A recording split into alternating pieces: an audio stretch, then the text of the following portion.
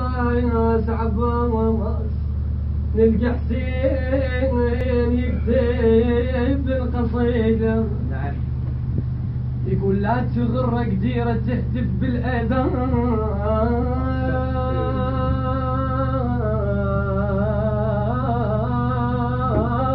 عليك. الله سيف مولانا. لا تغرك ديرة تهتف بالأذان بأنك يا علي أنت الولي.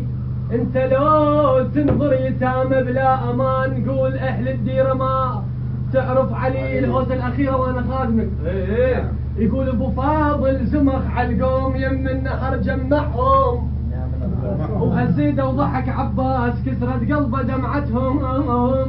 ودموش مالت سيف فكر بيده يبسطهم. وكل واحد كفخه على عيونه. كل واحد كفخه على عيونه.